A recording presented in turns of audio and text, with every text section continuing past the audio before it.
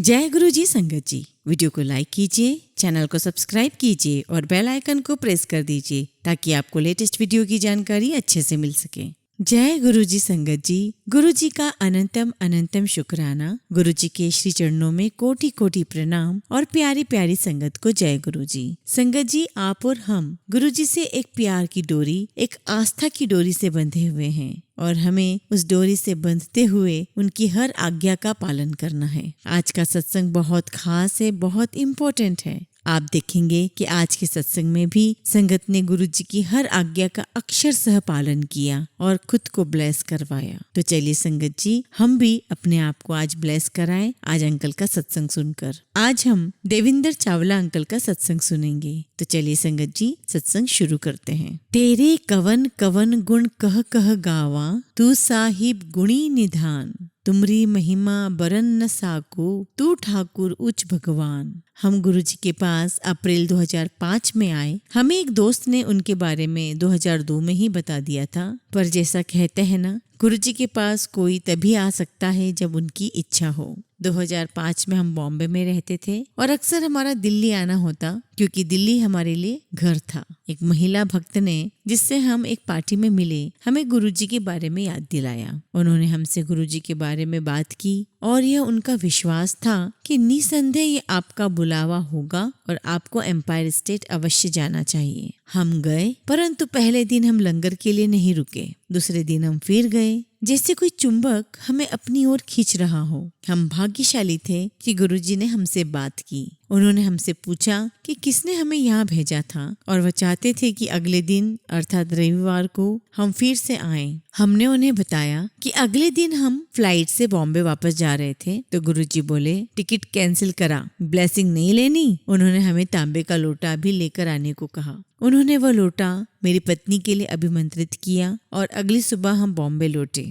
हम उन भाग्यशाली लोगों में से थे जिन्हें गुरुजी का आशीर्वाद प्राप्त हुआ। उसकी असल मूल्य और गहराई जानने से भी पहले उस समय हम एक बहुत ही सामान्य परिवार थे। बिना कोई मुख्य समस्या के गुरुजी ने हमें आशीर्वाद दिया और हमारी वो परेशानियां दूर कर दी जिनके बारे में हमें जानकारी भी नहीं थी। अप्रैल 2005 के बाद मैं हमेशा दिल्ली में अपनी मीटिंग गुरुवार या शुक्रवार को रखने की कोशिश करता ताकि मैं गुरुजी के दर्शन कर सकूं। जब मई 2005 में पहली बार मैं उनके पास वापस गया और लंगर के बाद रुका, गुरुजी ने मेरी ओर देखा और बोले, तू फिर आ गया मुड़ के। और जब मैंने उनसे कहा कि दिल्ली में मेरी मीटिंग थी इसलिए मैं उनके दर्शन के लिए आया था, तो वह बोले, बस देखदा चल हुन तू। जितना हो पाता उतना हम उनके पास आते रहते। उनमें खिंचाव था। जब भी हम दर्शन के लिए एम्पायर स्टेट आते, हम बहुत संतुष्ट और आनंद को अनुभव करते, जैसे हम किसी और ही दुनिया में पहुंच गए हों। गुरुजी ने हमें संदेश भिजवाया कि हम उनके जन्मदिन के अवसर पर 7 जुलाई को बड़े मंदिर आए। यह एक बहुत ही विशेष अनुभव था और उसके बाद हम बहुत ही धन्य हो गए। गुरुजी हमें बॉम्बे वाले बुलाते थे और जब हम उनसे आज्ञा लेते, वो हमेशा हमें जाओ ऐश करो कहकर आशीर्वाद देते। तब हमने उनके आशीर्वाद की गहराई नहीं समझी, पर अब हमें समझ आता है कि बॉम्बे में जो हम 3 साल रहे वो क्यों इतने खुशहाल और सुखद निकले। गुरुजी के रक्षा कवच की हमें पहली बार जुलाई 2005 में अनुभूति हुई। जुलाई 26 को मुंबई में इतना अधिक पानी भर गया था जैसे पहले कभी नहीं हुआ था। पूरे शहर में सभी को बहुत परेशानी झेलनी पड़ी, पर हमें कोई परेशानी नहीं हुई। हमारे अधिकतर मित्रों को किसी न किसी परेशानी का सामना करना पड़ा, पर हम सुरक्षित और उनके आशीर्वाद के संरक्षण में थे।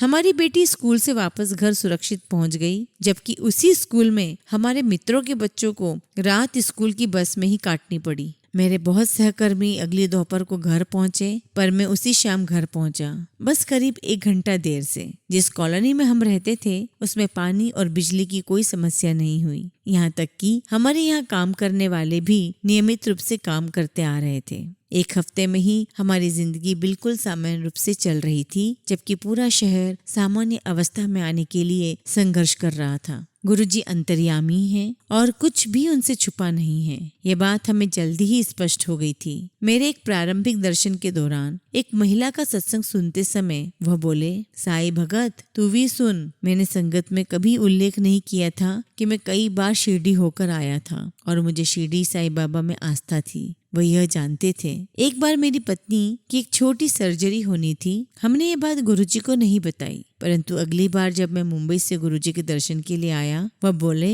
हो गई तेरी वाइफ ठीक। मुंबई में रहते हुए हम हमेशा ऐसे अवसरों की ताक में रहते कि हम गुरुजी के दर्शन के लिए दिल्ली आ सके, और उन्होंने हमें ऐसे आशीर्वाद दिया जैसे पिता देते हैं। मुझे याद है कि हम दिल्ली उतरते और हवाई जहाज में ही हमें उनकी सुगंध आ जाती।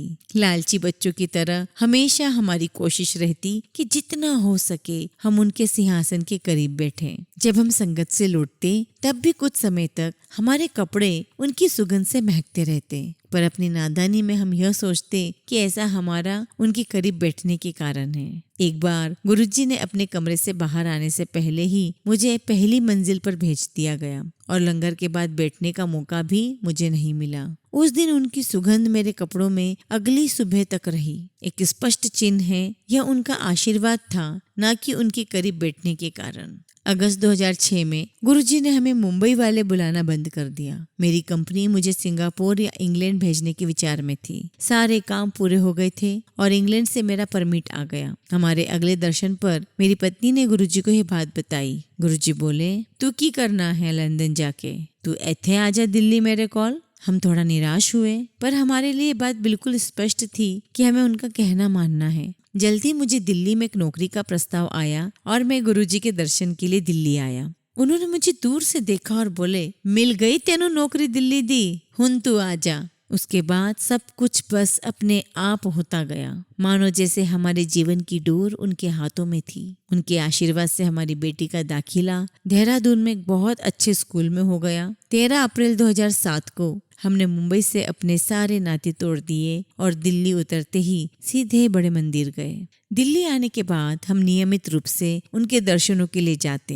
लेकिन लंगर के बाद रुकने का अवसर हमें कम ही मिलता। एक शाम एम्पायर स्टेट से वापस जाते हुए हम गाड़ी में बात कर रहे थे और हमारी इच्छा थी कि लंगर के बाद गुरुजी हमें रुकने की अनुमति दें। उन्होंने हमें इसकी अनुमति दी और जब हमने उनका धन्यवाद किया तो वो बोले, मैं गाड़ी विच सुन लिया सी। अर्थात गुरुजी बोल रहे थे, मैंने गाड़ी में तुम्हारी सब बातें सुन ली थी। हम धन्य हैं कि हमें उनके चरण कमलों में रहने का अवसर मिला। हम यह भी अनुभूति करते हैं कि उन्होंने हमें परेशानियों से बचा के रखा है। परेशानियां आने से पहले ही वो उनका समाधान कर देते हैं। उनके महासमाधि लेने के बाद भी हम उनके सुरक्षा कवच के तहत हैं। एक बार देहरादून से लौटते समय गाजियाबाद के पास हमारी गाड़ी को एक ट्रक ने टक्कर मारी। हमने किसी चीज के उखड़ने की आवाज सुनी और हमारी गाड़ी में बहुत जोर का झटका लगा, किंतु हम पूरी तरह सुरक्षित थे। हमें कोई खरोच तक नहीं आई। गाड़ी भी वापस चलाकर लेकर जाने की हालत में थी, परंतु जिसने भी गाड़ी देखी वह देख के सरप्राइज रह गया और उसे लगा कि इसमें बैठने वाला तो जिंदा नहीं बचा होगा,